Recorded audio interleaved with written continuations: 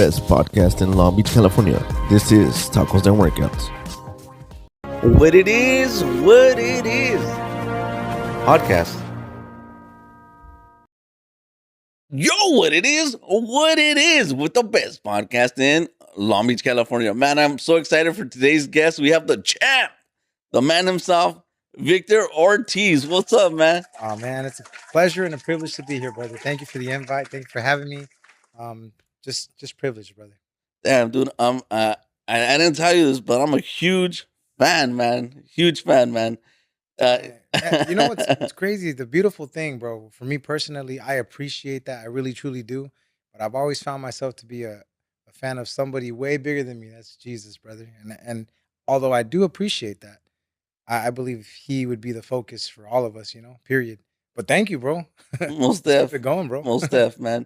We're gonna talk about your boxing, man. You're back in action. You're jumping back into the ring.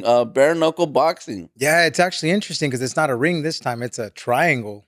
It's a So triangle. yeah, which is a lot smaller. It's like a ring, but it's half of a ring.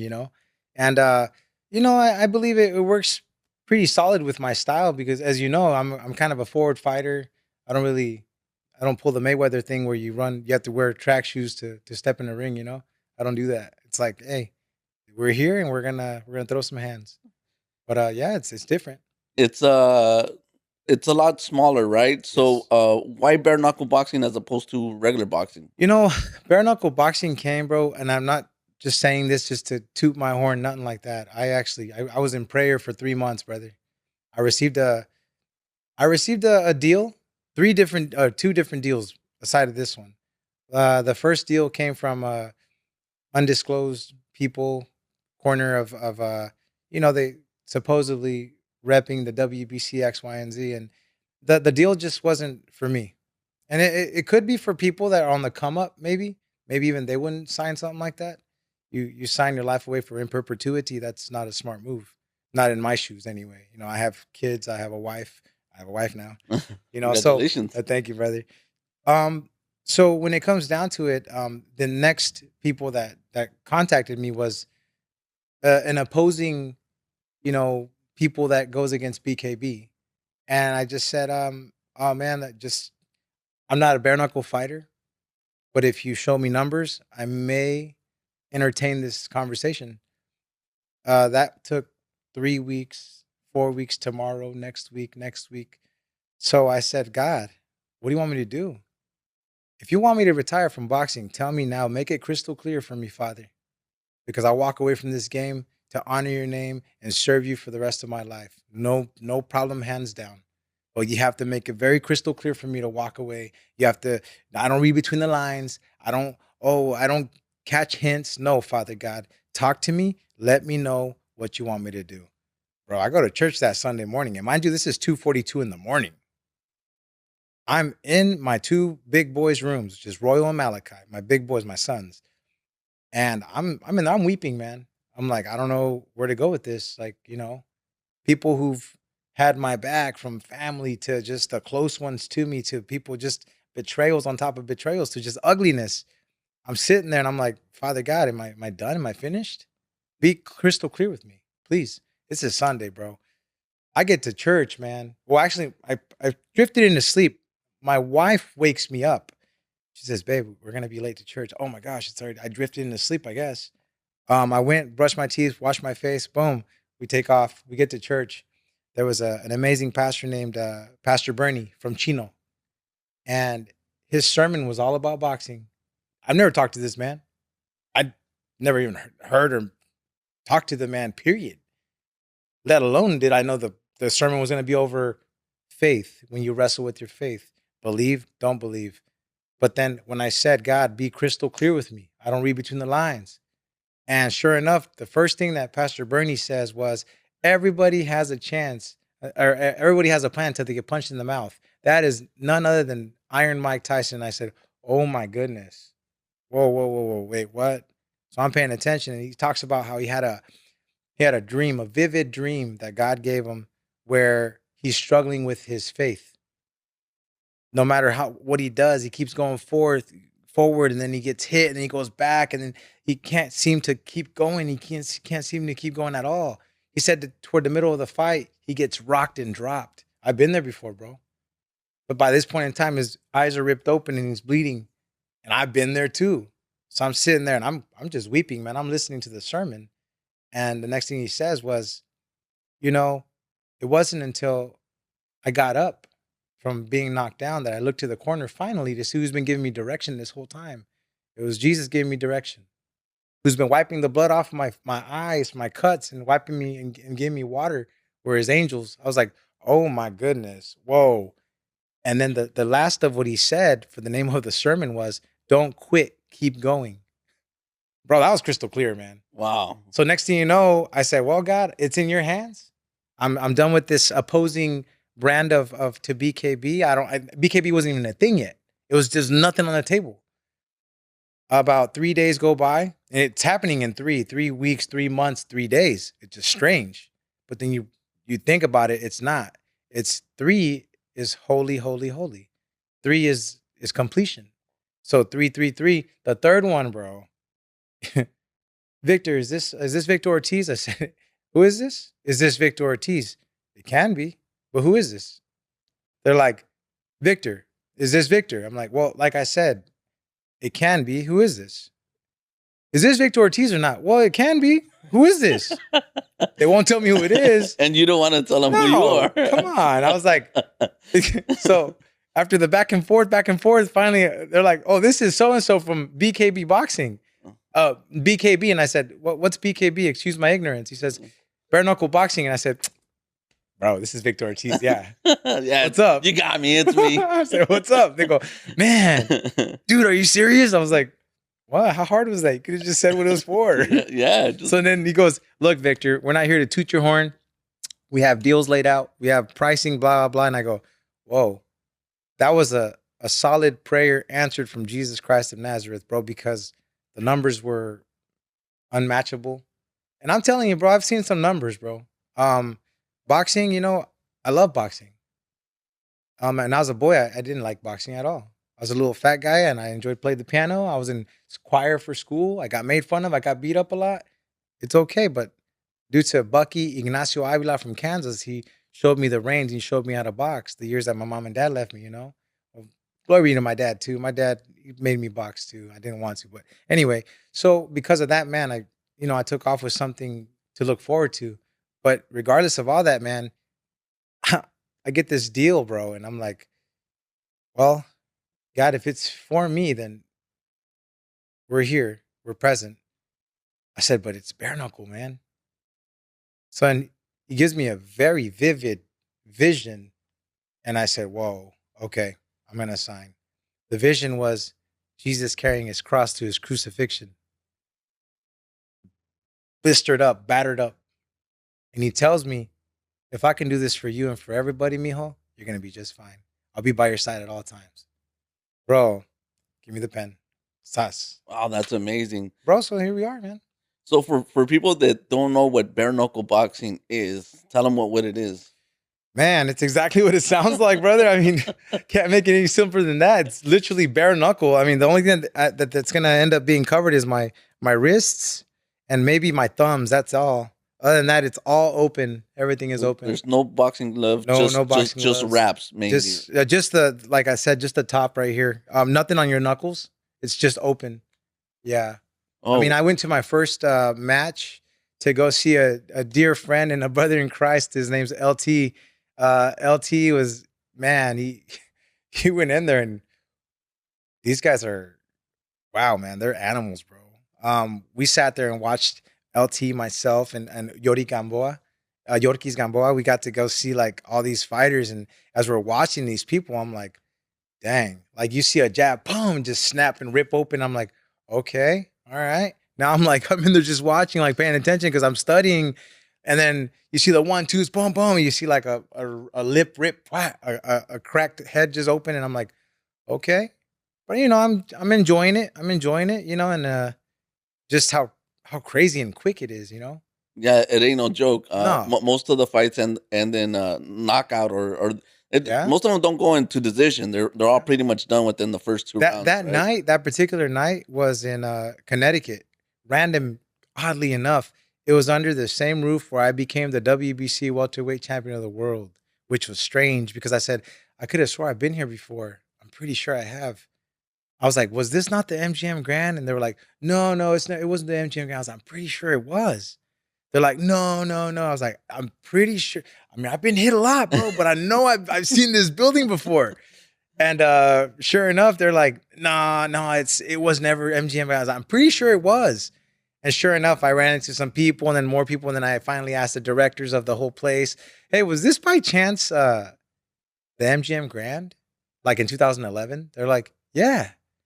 And then all of a sudden, one of the actual people that refed and one of the people that was in the ring with me that night was like, hey, Vic, does this place look familiar? I was like, it does. Why? He goes, this is where you became the WBC champion of the world. I go, I knew it. I knew it.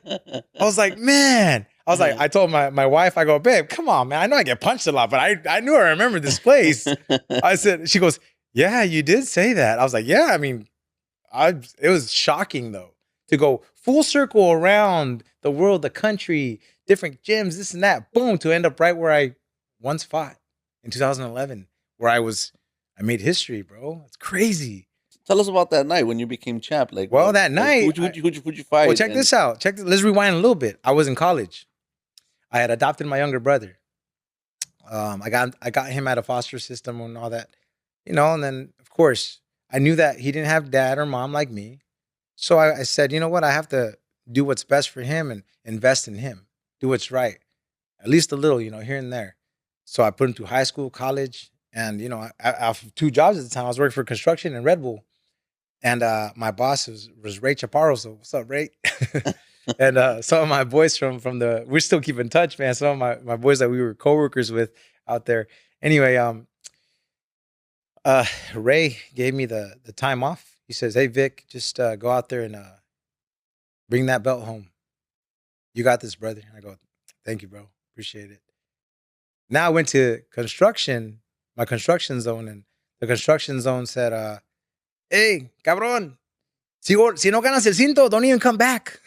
You don't win the belt, don't even come back." I was like, "Ah, come on, bro." I was like, "Hey, thank you, bro. Échale con todo. You go get it." I was like, "Thank you, bro." So I get to my college campus and I went to go ask the deans and the principals. I need some time off. I know that we have a midterms coming up.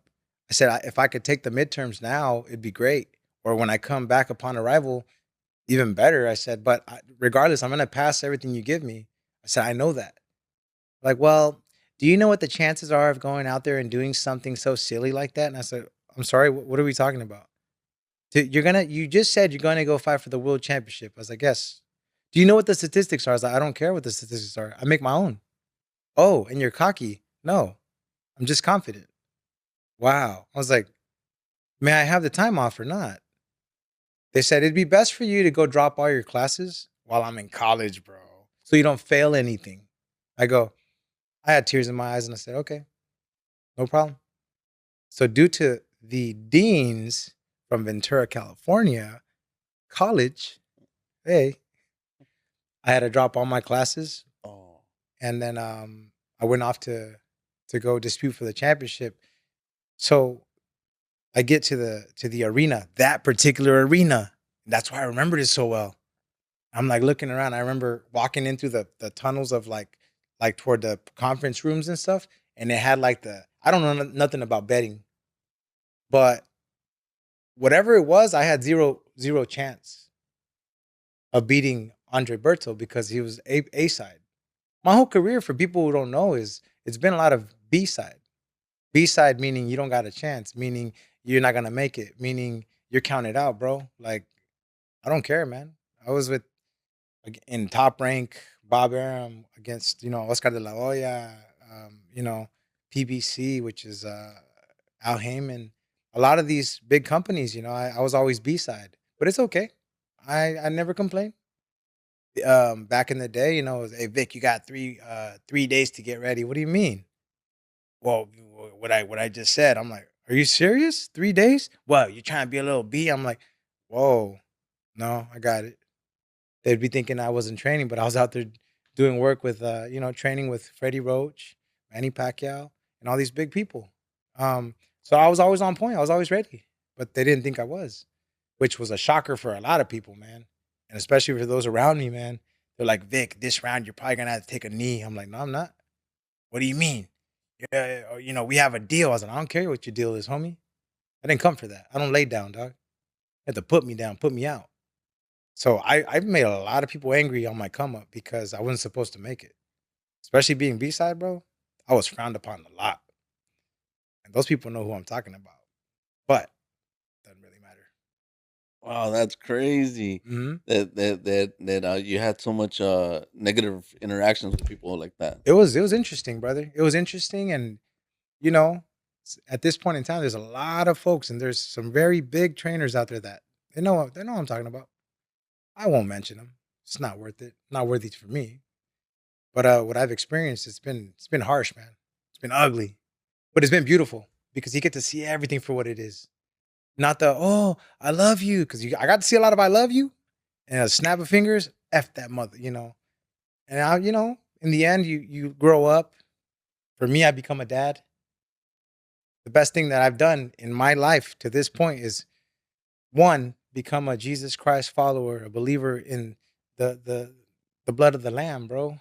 That was my turning point, man. And then being a father to my children, my little boys, bro, my three boys, Royal, Malachi, and Ezekiel. And now, bro, I was blessed with a wife, bro. I mean, come on, man. You come from foster homes, juvie, to according to the professors from college, statistically speaking, do you know what that is? You're never gonna make it. Come on, bro. It's like B side my whole career. It's okay. Maybe they should make a movie called B side. Yeah, I don't know.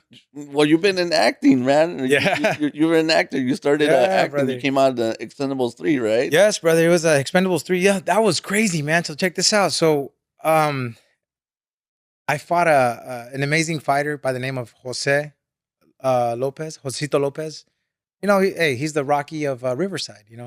And the Rocky of Riverside. We go at it, man. But he unfortunately for me, he broke my jaw in the fourth round. I was up on the cards, winning. But when they broke my jaw in the fourth round, I came back to the corner and I sat down, took a deep breath, and I go, "Para la pelea, stop the fight." What? Stop the fight. What do you mean? Para la pelea, stop the fight. What's wrong with you? I was like, my jaw's broken. I couldn't move it now. My jaw broken. Stop the fight. I was like, they didn't believe me. We put my mouthpiece back in. That was the fourth round. And I'm in so much pain, but I just remember putting my thumb under my jaw and I said, Father God, please allow me to just get through this fight. Keep me safe. Bro, I put my boom. Here we go. Seconds out, mouthpiece in, but mouthpiece is in. I'm like this. Boom, I go back in. I'm I'm putting the beating on the homie. And the bell rings again. I come back to the corner. I said, please stop the fight. Please stop the fight. I'm in a lot of pain. Like, I'm in a lot of pain. Victor, there's nothing wrong with you. I was like, I'm in a lot of pain. My jaw's been broken. Seconds out, mouthpiece in. I was fifth, sixth round, seventh round, eighth round. Stop the fight, please. I'm in a lot of pain. Eighth round, I'm coming in. I'm destroying this guy. Ninth round, I'm still destroying him. The difference is I've been broken since the fourth round. In that ninth round, bro, I'm holding my jaw. Wow, wow. I'm catching him with this one. Uppercut, hooks, jabs, jabs, uppercuts, hooks. And once in a while, when I have them open, I let this one rip. Wow, straight left. But I take it off so it hangs. This particular time, I went, boom. I hit him. Wow, he rocked. Uppercut rocked. I hit him with a straight left. Boom, and he's like, "Ugh." I thought he was going down. My jaw dropped, and he goes. He threw a what do you call it? He threw a Hail Mary, bro. That Hail Mary goes, eyes closed, boom, hits me in my jaw. And the bell rings, ding, ding, ding, ding. I just go, ah, ah. I stood in the middle of the ring and I looked at the ref. Oh, ref, stop the fight. Stop the fight, please. He goes, the ref was shocked. He said, you win the fight, champ. I go, I don't want the belt. I said, I need to go to the hospital. Please stop the fight. This dude couldn't even get to his corner. By the time he's making his way to the corner, he found his corner finally. By this point in time, I waved off the fight. So this dude is like wrecked. But then, boom, he holds up his hands. Oh, yeah. And everybody clowned me. Everybody bashed me, destroyed me, and talked nasty about me, man. That I'm a quitter, I'm a loser, I'm a POS, I'm this and that. But you know what? What the enemy meant for evil, God meant it for good, because after that fight, I end up in the locker room. Everyone who I arrived with, nobody in there. They all left me in the locker room. And there was one guy who came back, and that was two, Anthony Escobar and my brother in Christ, David Rodela. And hey, mijo, you all right? And he tried to pick up my jaw because it was hanging. I go, don't touch me, bro. Please don't touch me. I'm in a lot of pain. I'm in a lot of pain. Don't touch me. Everybody took off, man. And, you know, Jesus said on the cross, forgive them, Father, for they know not what they do, you know. And it's true, you know. I was not mad. I was very heartbroken. I was very sad because I've only meant beautiful things toward people. But in this particular moment, people showed me who they were in that instance, and it hurt, bro. Because, like I said, man, I'll take off my shirt for anybody, bro. So here's the thing: I'm in there. Next thing you know, David helps me up, and he takes me. I have blood everywhere, so he takes me to the shower, turns it on. I go, I don't want to shower, bro. He goes, let's just get all the blood off you. I was like, all right. So he takes all the blood off of me. I come back and I sit down. Now they bring a gurney and they bring this guy, a nurse guy, whatever you call it, paramedic, and he puts this brace around me, and I go, what are you doing? What are you doing? He goes, we just gotta put this brace on you. It's protocol. We're gonna take you in a gurney. I grab the thing, I threw it at him, and I go, get that off me, man. Put that on your mama. I didn't come in a gurney, and I'm not leaving in one. Well, I don't. Get away from me. So then, Anthony Escobar gives me my suit. I put on a suit, everything. Now I'm walking out of the arena through the tunnels. And I remember a great fighter that I fought some time ago. His coach grabbed his hand like this and he goes, "Yeah, this is the first mother effer to ever do that to you, you piece of," to me.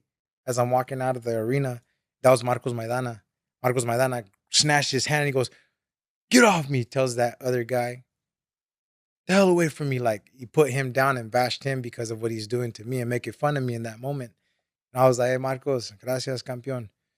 So then I take off and they catch up to me from the ambulance. And they said, "Look, Mr. Ortiz, we understand you don't want to leave in an ambulance, but if you leave and it's not in an ambulance, we will not, insurance will not cover you." So I walk into the ambulance, I get in, boom, they take me to the hospital in the ambulance. I actually asked the paramedic to sit down on the gurney so I could take care of him.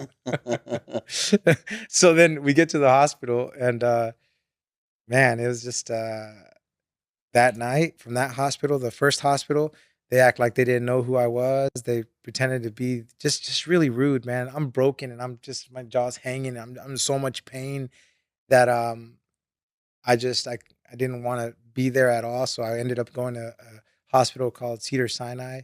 So then from Cedar Sinai, I was there Saturday night, Sunday, Monday by myself, Tuesday, Wednesday, Thursday. I received a phone call. Hello?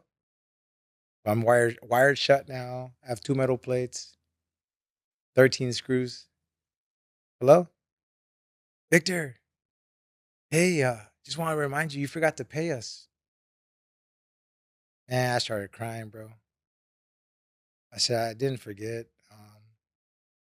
Remember in the fourth round when I said my jaw was broken? There was nothing wrong with you, Victor. You gave up. You gave up. I said, yeah, I guess. Where you at? I said, well, you guys left me in the locker room. I had to go to the hospital. I've been in the hospital since Saturday night. What do you mean? Yeah. I was broken. I have two metal plates, 13 screws, and wires shut. What? Where are you? I just hung up.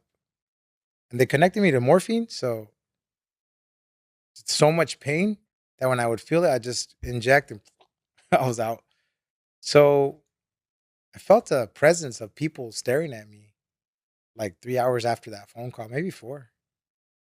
And I woke up to people looking at me, and it was that the coach, and he's like, he looked at this look in his face was of regret and shame, and just like how sorry he felt. And you know what? I felt it, but by this point in time, it's like you got to move on, man. Like God closes doors and opens new ones.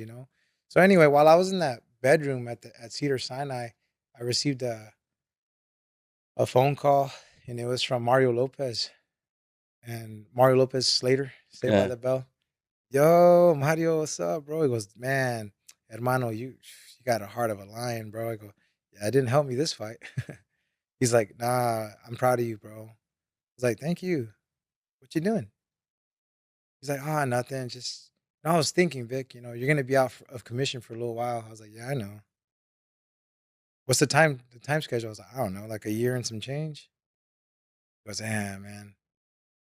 You should think about Dancing with the Stars. And I go, yeah, you're crazy, bro. I can't dance. He's like, nah, Vic, just for publicity, and you never know, Vic. You might like it. And I go, I don't know, bro.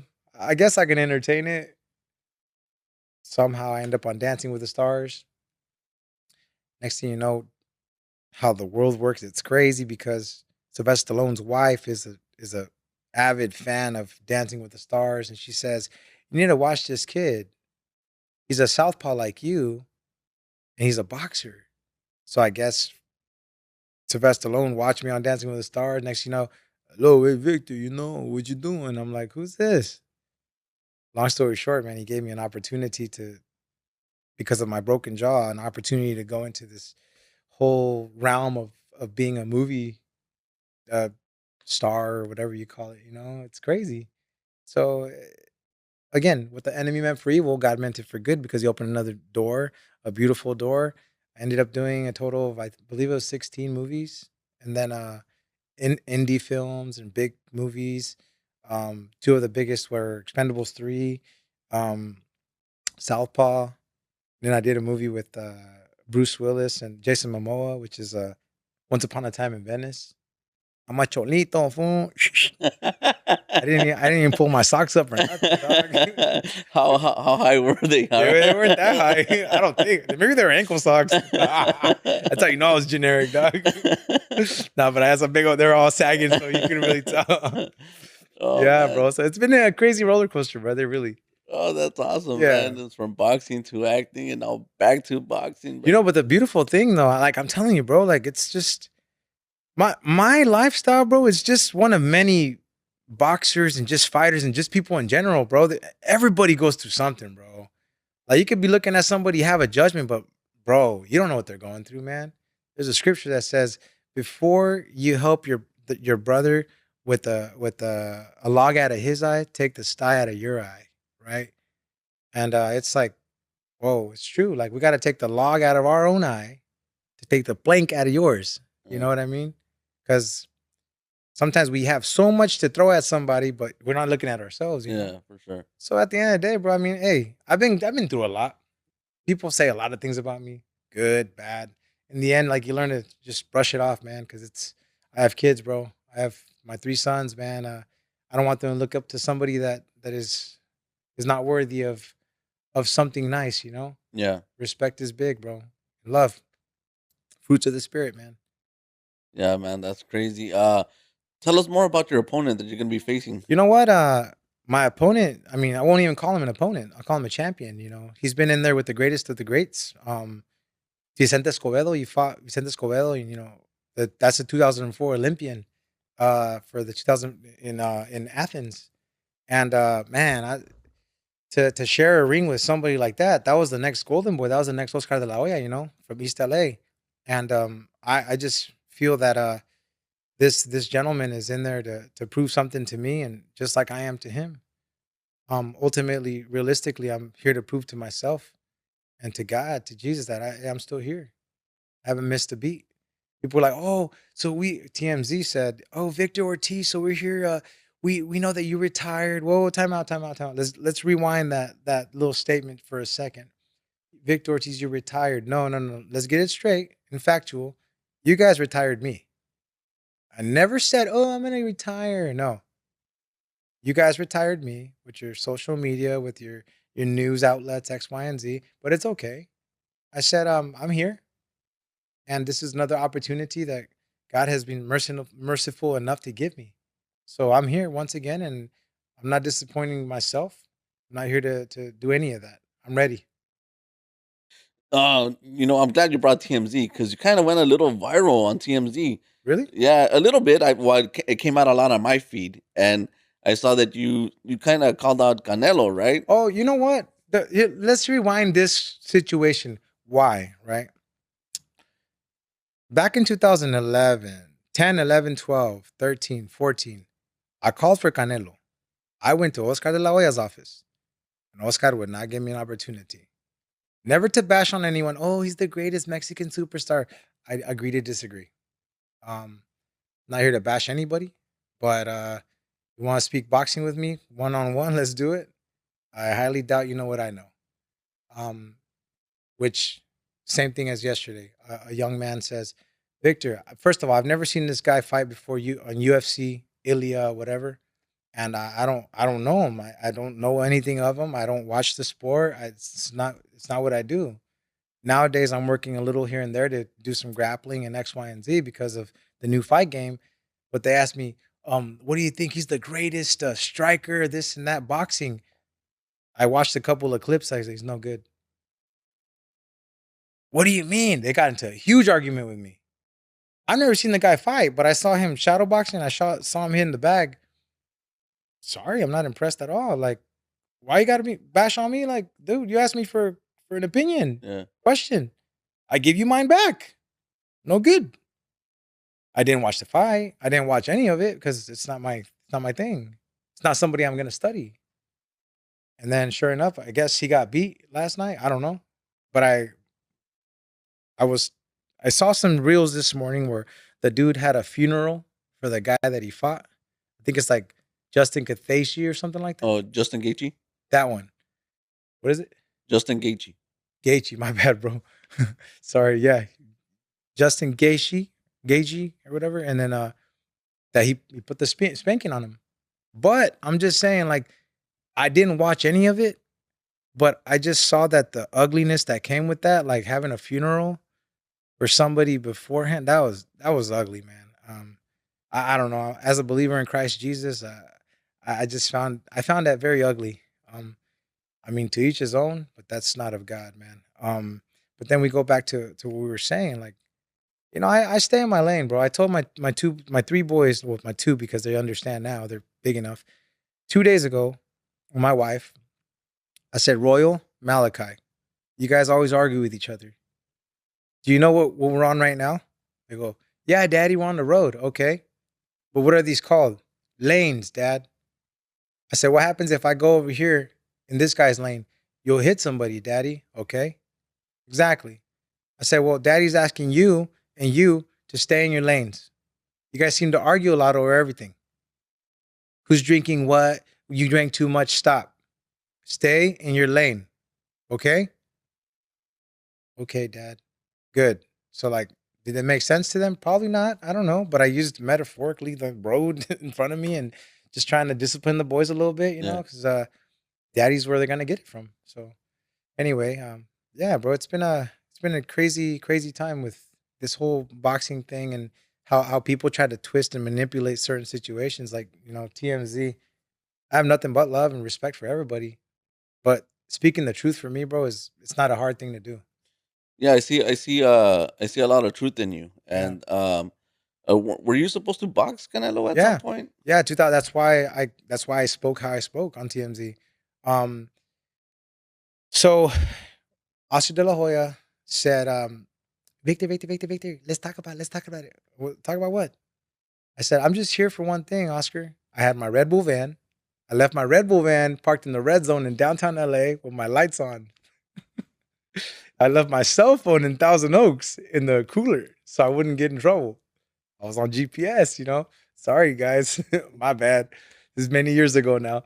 So anyway, I'm out there, I'm hustling, bro. I'm making a living for my brother, and paying my rent, trying to make a living. And at the time, I had gotten my first defeat against getting my jaw broken, right? I came back and I told Oscar, yo, man, this isn't fair, dude. Ah, Victor, Victor, Victor, Victor. No, no, no, bro.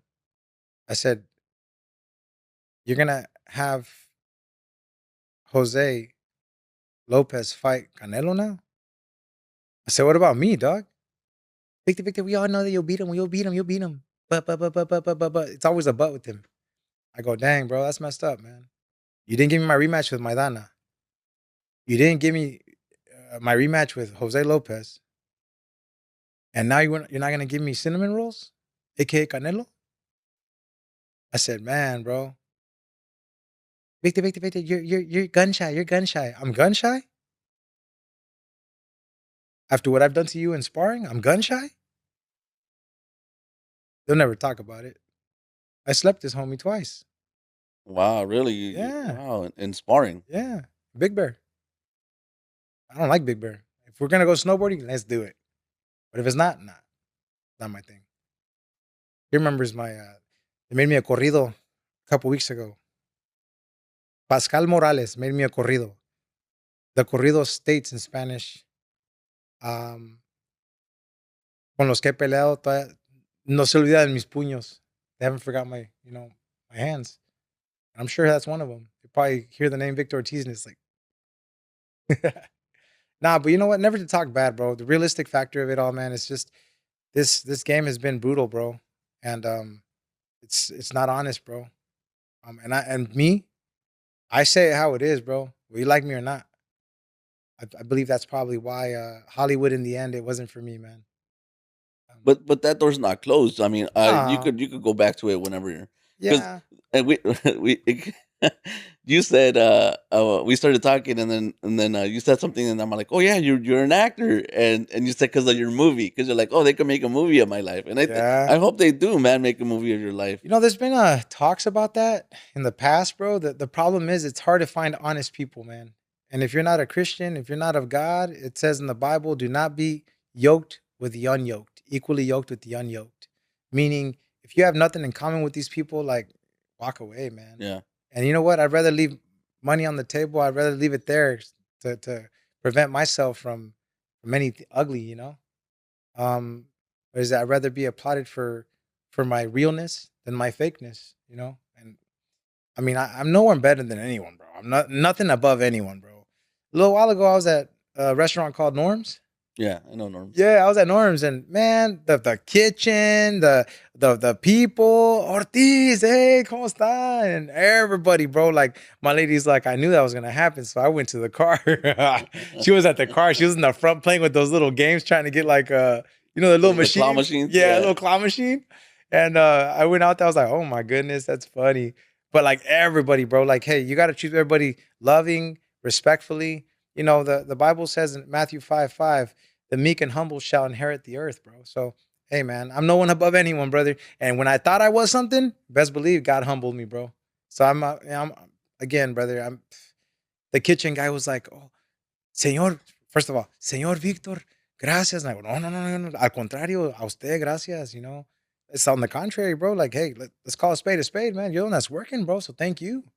And I'm, bro, again, man. I've seen a lot, bro.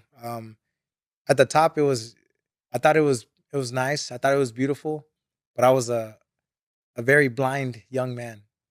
Because when you come from a background like mine, you don't have anything, and then in a snap of fingers, like you have the world at your hands. It was a lot, bro. And then for me, like one big distinct difference between Canelo and I is that Saul has a family. Saul has people who care for him. Saul has a backing. I didn't. I do now. Glory be to God. My team is faith based, bro. My team is all with Jesus and God, bro. And if you're not, we don't need you here, bro.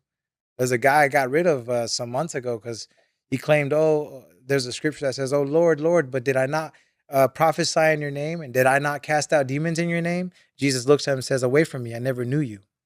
right? So with that being said, there was one that was standing there. It was like a Judaist, bro. I was like, get away from me, bro.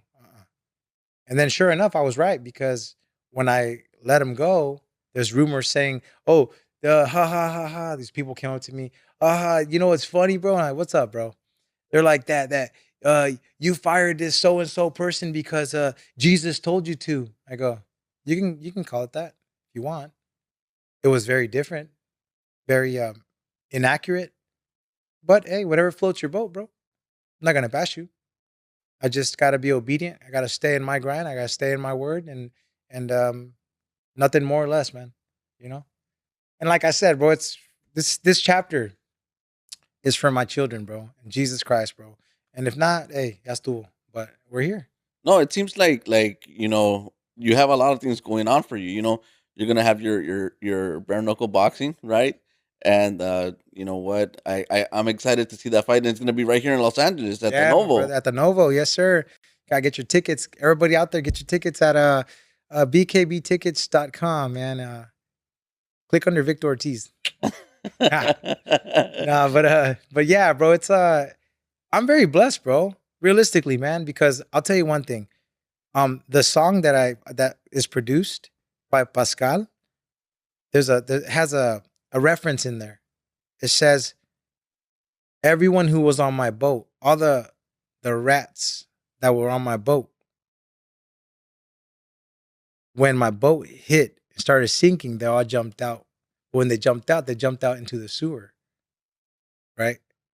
That goes to a lot of folks, and they know who it is. Cause Yeah, the boxing game is real dirty. Like both inside the ring and outside the ring, man. oh yeah, man. And I think that one of the nastiest, most dirtiest thing I've ever seen in boxing is with Floyd Mayweather sucker punched you and Oh ended that man, fight. that's nasty. But that's just one of the things. Check this out. So 2 years ago, I got a phone call.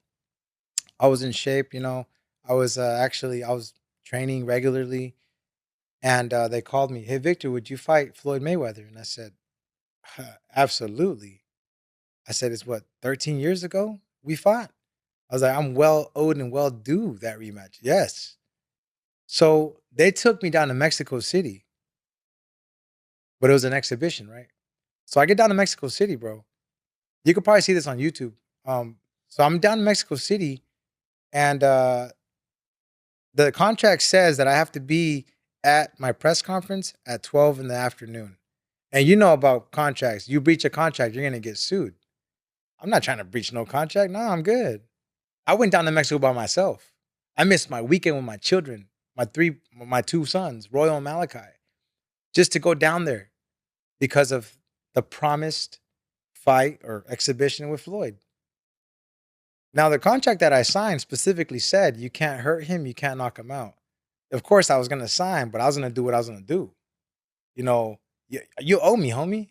Like, nah, I was gonna end you in an exhibition. I don't care. They weren't gonna pay me. Too bad. Keep it. Got the blood of the lamb in me, bro. I don't need your money. You're good.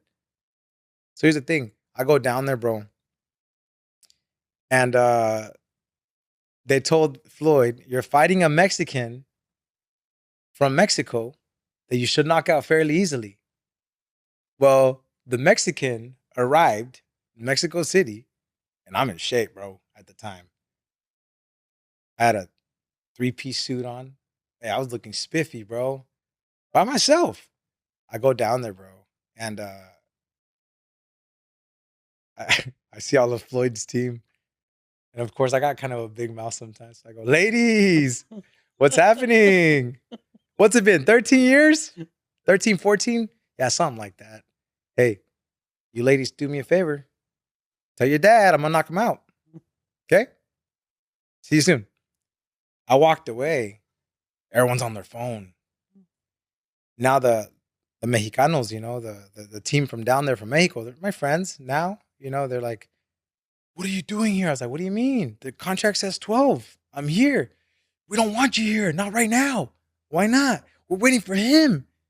So I don't know, but I'm assuming that they were trying to get him to show up while I'm there at the same time. But the moment they all saw me and they heard and he saw me. Dude was like, "Oh, no, no, we're not fighting him." Next thing you know, bro, I they flew me home. They flew me home, and it was like a Tuesday night. So I got home, and then I received a lawsuit like the following week for 500 G's. And bro, I'm like, what? For what? Because I showed up and because I was stomping on toes of pay-per-views and stuff like that. But it was a signed agreement between Floyd and I. So he said that he was gonna, if I don't fight as his co-main event in Mexico City, as his co-main event, that he's gonna sue me. This is 6 months later, bro. I hadn't been training. I've been in custody battles with my children. I've been trying to make a living. I've been trying to see what pops up next. Bro, I was struggling, man. Bad. But glory be to God, he didn't let me fall, man. So next thing you know, I'm looking at this 3 weeks before the fight, John Gotti versus Floyd. So I'm looking at this situation like, oh my gosh, if I don't show up to fight, I'm gonna get sued. They sent me 3 opponents. And they were trying to make it an actual war, an actual fight. I wasn't in shape for that, bro. You go watch that fight, bro. Hey, Andy Ruiz and I look the same. I love my tacos, dog. I wasn't playing, bro. But hey, man, at the end of the day, bro, I went down there and I told the young man, Correa, he's from Argentina, great guy, heck of a warrior, champion. I said, hey, hermanito, look, the bottom line is this: I'm not here for you. This war wasn't even for you, bro. This war was for that man. I said, but you're gonna tell me in this exhibition what you want to do. The way you come out is the way we're gonna fight. I'm not in shape to fight, but you know what? I'll throw hands, bro. We'll be two bloody fools if you want. The bottom line is this war was not for you. It was not intended for you. But you give me the pace and we'll follow. And sure enough, we went in there. I'm a little confused. So you were originally supposed to fight Floyd, but Yes. then they got scared, backed out, chickened out, Hmm. flew you back home, and then tried to sue you Yep. for $500,000, and then you had to come Unless I go unless. fight as this co-main event. And look how they did me. I got down to Mexico 3 weeks later. I wasn't in shape. Mm-mm. Nah, dog. No way. They didn't have a locker room for me. Nothing. Floyd was just trying to make a mockery out of me, bro. And he did. He made this a little like what was it called? Sheets. Like 4 sheets to make me like a room. He took all the locker rooms, bro. We fought at like it looked like the equivalency of a Staples Center here in America, down in Mexico City. We put over 24,000 people in attendance. Chavez Sr. was with me. Maromero Paez Sr. was with me. A lot of great people were with by my side. They're like, but someone like Floyd, like he just very disrespectful, bro. Well, he does a lot of those mental Ali tactics, right? Because Muhammad Ali was good at like kind of psychologically battling his opponents before they were even in the ring, and I think Floyd kind of always tries to do that, like mocking, like the Mexican fighters, like wearing the Mexican like sombrero and the colors and stuff like that. Or I think it's more than that. I think he's discovered that that's a seller. Like he fights on Cinco de Mayo. He fights on September 16th. He fights on the Mexican holidays because it's what we Mexicanos like to watch. yeah. And I believe he's cracked that code where he knows what to wear, what to say, what to do to anger people, who to fight, who not to fight. You know what I mean? But for me, it's like, bro, you got nothing to win with me. Well, Floyd's interesting because um in the beginning, like when I saw your fight with him, and I was like rooting for you the whole time. Um, he fights different. He's like a point fighter, right? So he's kind of whatever. So I was really never a fan of him, but then I understood what he does.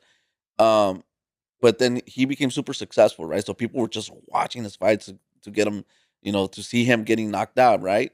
He made all this tons of money, and from my understanding, this is hearsay. I don't know how much of it is true, but now he's broke. Like they're saying that he has no actual money, and he's I don't having to know. sell a lot of his properties. I don't know if that's accurate, man, because he's made a lot of money, bro. I mean, but then again, look at the scandals with like someone like P Diddy, right? They signed a contract. with the devil himself. 30 years came to an end. What's happening now? Devil's coming back. Floyd's on that same path, maybe. I don't know. He's not a Jesus Christ believer. He's prophesying over on the other side down in Israel or something like that. I don't know. I just watch things, but I'm observant. I keep my distance. I don't say a whole lot. I think stuff just like anybody else. But I also have no filter if you ask me a question. Gets me in trouble. Very honest, very Right. honest, man. Ari. um, I heard, again, hearsay that Floyd was going to fight Iron Mike now next Oh, or something like goodness. that. I'm like, why is this happening? Leave Mike alone, bro. I love Mike Tyson. Me too, Yeah, bro. Mike's done his history, bro. yeah. Like he's done amazing, man. I don't care who says what. That's Mike, bro. Mike Tyson. Floyd, I'm right here, dog. I'm half Mike Tyson's age. Come on, dog. Let's get to popping right here, papa. Of course, Ooh, man. I would love that. Do you think he has the balls Nah. to step into the ring and do bare knuckle with you? Where Oh he can't, no, where no, he no. now he can't Oh, run. bare knuckle, yeah, Now he right. can escape. Now he's like right in front of you. Man, what would you do to him if Oh, you get the I'll knock him out, opportunity? bro. Knock him out. Oh, I'll do like that's that song. Knock him out that fuck, Rick. Knock him out, Rick. It'd be easy work, bro. No, if I were Oh, you, what I would do, I would. and I'm just saying, and because you can grab a person in bare knuckle, you can collar tie him, uppercut, you can grab him, bro. There's no running. You could try to run, bro, but I'm very gente, you know. Bare knuckle boxing is very much tied into the original origin of boxing. What it used to be when people used to Yeah, fight on the docks, right? yes, They sir. would like get on the line and then just go at it, Go right? at it. Yep, that's exactly what it is, And bro. So, and that's exactly what you would do to him. oh yeah, bro, I would love to, and it's one of those things where and mind you, for anybody out there, I don't hate Floyd, man, and Floyd, I don't hate you, brother. Like, and I see Floyd, I say hi to him. I mean, for him to say hi to me, it's kind of like, oh, it's okay. But I don't know, man. People think, oh, I hate him or he hates me. Does he hate me? Maybe. I don't know, because he couldn't do what he wanted to do. Because if you notice, every clip in his career, right? They if they show something about me, it's usually like a second of him hitting me in the chin. That's it. They don't show clips. They'll show clips of cinnamon rolls. They'll show clips of Cotto. They'll show clips of Castillo, Maidana. They'll show clips, actual clips. They don't show nothing about me. He's like trying to keep me hidden. Yeah, I noticed that because after your fight, like, it's kind of like I wouldn't watch like too much of like see you out there or whatever. I know you were supposed to fight him in Mexico City because we just talked about it. Yeah. But why didn't they give you an immediate rematch? Because Floyd himself said he could get that rematch, and I He was can get like, it when he yeah, wants. and I Yeah, was like, yeah. hell yeah, he's gonna come back and he'll kick your ass. But it He never never happened. did. Why didn't it happen? That I don't know, man. I People are like, oh yeah, it's not that he's scared. Then what is it? I told him he could have all the money at the time. He can keep all of it. I said at the time, I actually said, I just want that A. That's all I wanted. And I still do. But it's one of those things where after so many years of trying to get that rematch, I don't even care about it no more, man. It's not even, if it came up, great. Is it going to happen? Nope. Yeah, Why? You don't ask me that. yeah. It's not even to waste your time, waste your energy on that stuff. Nah, it's not even worth it, bro. But I'll just get ready and you know what? Stick to what God has opened for me now. And that's BKB. That's Dominic Salcido, you know, July 18th. And we're here, bro. Oh, that's awesome, man. What's next after? I mean, I'm so. Let me ask you this question, and by any means do I not mean it like in a like negative or. But I want to ask you, what's next after retirement? I know you're not thinking about retiring anytime soon. I'm saying further along the line, what's your goal and aspiration Well, you know what? after when you're ready to kind of like let boxing kind of go? You know what? That would be a conversation for my church congregation, bro. With Pastor Steve, Pastor Tammy, we sit down and we figure that out because I don't just want to be this worldly guy, bro. George Foreman told me in 2006, he had a sermon for me in 2006. I fought in Houston, Texas, and a gentleman by the name of Bill, Mr. Bill from Top Rank, took me to the sermon. He goes, "Hey, Victor, you ready to go tonight?" I was like, "Where are we going, Bill?" "Well, I have a surprise for you." "Yes, sir." Picks me up. He takes me to a sermon that um, George Foreman did for me. He gave me his book, titled that he signed for me, to the next champion of the world, Victor Ortiz, from George Foreman. Um, I was like, whoa, that's a legend did that. And then he had a sermon based at the fact that I was fighting the next day. Weigh-ins, sermon, fight. And we were victorious that night. I fought a guy that was 9-0, 6 knockouts. I laid him out in the fourth round. He came to my room. I remember he put your money where your mouth is to me. And he betted purses against me. I knocked him out. We went face first. It's pretty nice. After the fight, I said, "Hey, you owe me some money, homie." He's like, "Oh," I was like, "I'm just kidding, dog. You can have it." Dog. But regardless, George really, I don't know if you instilled it in me or what, but it does say in the Bible, teach your children young, and when they're old, they will not depart from it.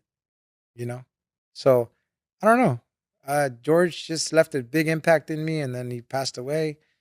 And I talked to Bill right away, and I said, "Bill, I'm sorry for your loss, and thank you for the great memories." And Bill, Bill's up there, bro. So I don't know, man. With this whole situation, I believe down the line when retirement does strike, when it's that time, when Jesus Christ says, "Ya, mijo, estuvo, mijo, you're done. Walk away. Let's go." Um, just serve my church, brother. I just leave it in God's hands and be the best dad that I can possibly be, the husband.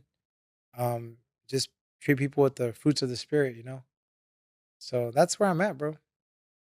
Well, that's awesome, man. You have an interesting story, man. I see like many great things, happening both inside of boxing, outside of boxing. You're a beautiful person, inside and out. I wish you nothing but the best, man. Thank you Thank you, for brother. coming on the show, man. No, it's been a pleasure and a privilege, brother. And man, old Solomon back there, he's a beautiful person, and he's got a biblical name, bro. He's a powerful man behind those cameras, bro. No, I appreciate your guys' time, and just thank you for even thinking of me, man. And anytime, brother. All right, that's gonna be the end of our episode. Do me a huge favor, right? And buy those tickets for the fight. It's gonna be at the Novo in downtown Los Angeles. And I want you to be with me watching this man kick some ass. We'll see you guys next time.